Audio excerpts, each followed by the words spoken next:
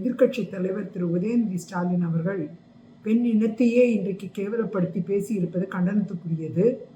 குறிப்பாக பெண்களை தொடர்ந்து அவமதிப்பது, அசிங்கப்படுத்துவது, கேவலமாக பேசுவது என்று திமுகவில் பலரும் தொடர்ந்து செய்து கொண்டிருக்கிறார்கள்.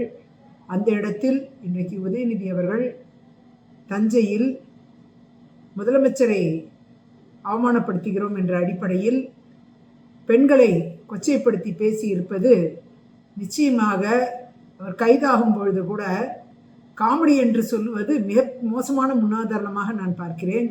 அதே நேரத்தில் தமிழக அரசியலில் ஒரு கரும்புள்ளியாக இன்றைக்கு இந்த சம்பவம் நடந்து கொண்டிருப்பது பெண் இனத்தையே கேவலப்படுத்திய ஒரு செயலாக தான் பார்க்க வேண்டும்.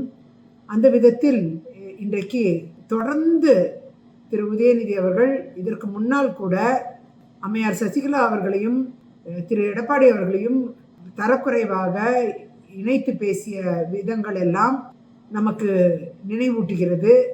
அதுபோல திமுக அமைச்சர் பொன்முடி அவர்கள் பட்டையா நாமமா என்று பெண்களை குறித்து மிக மோசமான ஒரு பேச்சை பேசி இருந்தது மிகப்பெரிய கிளர்ச்சியை தமிழகத்தில் ஏற்படுத்தியது. அப்பொழுது திமுக ஆட்சியில் இருந்ததுனால அவரை கைது பண்ணலை. அது மாதிரி பல்வேறு விஷயங்கள் தொடர்ந்து திமுகவினர் பெண்களை மோசமாக பேசுவது, உதயநிதி அவர்கள் பெண்களை குறித்து மோசமாக பேசி புகழ் சம்பாதிக்கலாம் என்று நினைத்தால் அது தவறு. ஆட்சியில் இருக்கும் பொழுது பெண்களின் பாதுகாப்பை சமரசம் செய்து கொள்வார்கள், ஆட்சியில் இல்லாத போது பெண்களை குறித்து இழிவாக பேசுவார்கள். இதுதான் தொடர்ந்து நடந்துகிட்டு இருக்கு. ஆகையால குறிப்பா இந்த கைது நடவடிக்கை என்பது ஒரு முன்னுதாரணமாக பார்க்க வேண்டும். தொடர்ந்து இனி பெண்களை மோசமாக பேசக்கூடாது என்ற ஒரு நிலைப்பாட்டை நம்முடைய தமிழக முதலமைச்சர் தொடர்ந்து எடுக்க வேண்டும். குறிப்பாக இவருடைய பேச்சுக்கு திமுக ஒரு தடையை ஏற்படுத்தவில்லை என்றால் அண்ணா அறிவாலயத்தை நோக்கி முற்றுகை போராட்டத்தை தாவேக மகளிர் அணி முன்னெடுக்கும் என்பதை இந்த நேரத்தில் தெரிவித்துக் கொள்கிறேன்.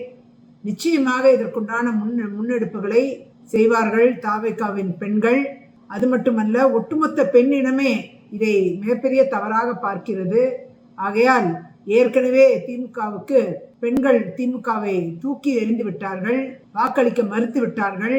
ஆகையால் பெண்கள் மீது இவர்களுக்கு கோபம் இருந்து கொண்டிருக்கிறது. ஆகையால் அந்த கோபத்தை வெளிப்படுத்தும் விதமாக தொடர்ந்து பெண்களை குறித்து மோசமா பேசிக்கிட்டு இருக்கிற இவர்களுக்கு உரிய தண்டனையை வழங்க வேண்டும். அப்பதான் தொடர்ந்து பெண்களை இழிவுபடுத்தக்கூடிய ஒரு சமூகமாக தமிழ் சமூகத்தை மாற்றிக்கொண்ட இருக்கிற திமுகவை நிச்சயமாக கண்டனத்திற்குரிய இடத்தில் பெண்கள் வைப்பார்கள்.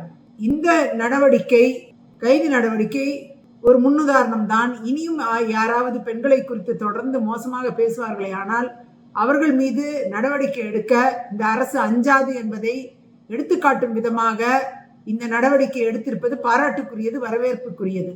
நன்றி, வணக்கம். The Lords by DAC, where timeless British elegance meets modern luxury. Feel the luxury villa experience.